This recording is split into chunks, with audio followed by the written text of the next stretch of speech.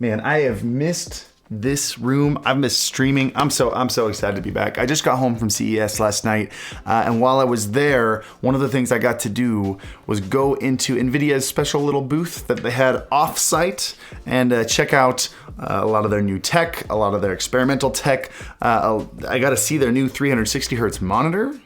That was really cool. Let's talk about that in a little bit. But NVIDIA's doing some dope stuff. I wanted to talk about, one, what it is, and two, the stuff that I think is important and how it applies to gamers and streamers and content creators all around. So let's jump right into it. By the way, huge thank you to Elgato for sponsoring this trip.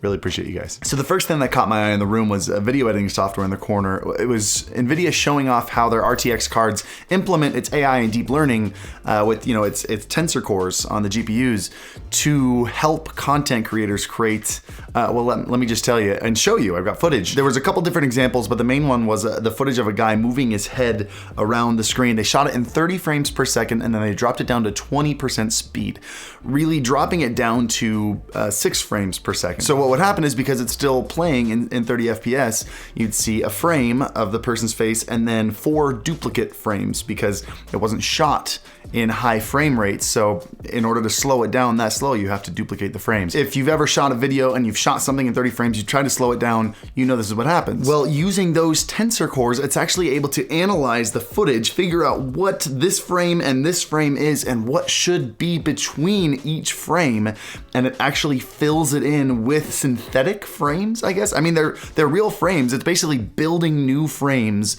between the current frames that were filmed. And it looked incredible. They had this obviously very curated version of the guy moving his face. They also showed snowboard footage. What I'm really interested to see is for gamers, if you can, you're making a YouTube video of playing Fortnite or Apex Legends, you hit a nasty headshot, and of course you're recording in 60 FPS. Can you slow that down to 20% the speed and essentially up that up to 300 frames per second, zoom in, hit that headshot, zoom back out, all perfectly fluid because the tensor cores on the RTX card are able to fill in the missing frames.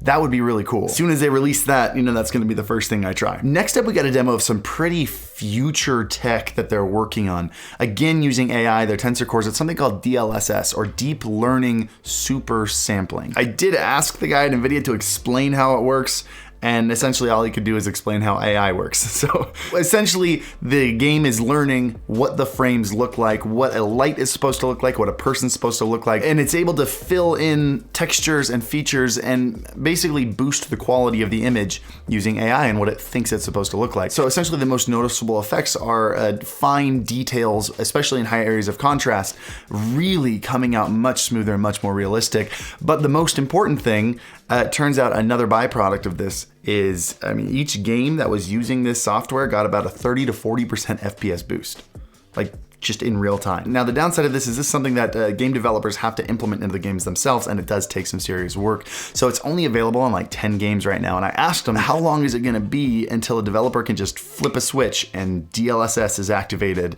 and there you go, an extra 30 to 40 frames. And they said it's gonna take some time. Basically, the software has to learn. They didn't give me a number, but a lot of games, so it can just be applied to any game, but they're working on it. They had 2 demos showing, and while the extra fine details was nice, the added 30 FPS on one game and 40 FPS on Wolfenstein going was just, that's a game changer. On the same GPU also. By the way, Wolfenstein was running on a 2060 in 1440p at 144 FPS. When it's done, assuming that this is not just a best case scenario, but an all-around scenario, it could be really cool for gamers. Just, here you go, flip this switch, 40 FPS. Speaking of FPS, I got to try out ROG's brand new 360 hertz monitor, which I didn't expect to see that much of an impact. This was dope. I want one. Just some background here, by the way. I've never even used a monitor above 144 hertz. I went from 60 to 144 about a year ago. Mind blown. And you always hear professional gamers say 60 to 144 is a complete game changer, almost a necessity. 144 to 240, it's more, you feel it more than you actually see it. So I wasn't expecting to see much going from 144 to 360. Let's talk about it. They had 4 demos slash tests to show. The first one was the classic CSGO, aiming between 2 doors. Someone randomly jumps between the doors. You gotta try to shoot them before they get fully past the opening.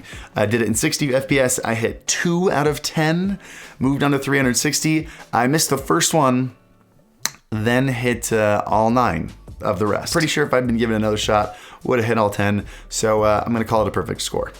I think I deserve that. So that was a reaction time test. The second test was a more real world test when you're standing in the center of an area and for 45 seconds you have to turn around, find the bad guy, shoot him in the head.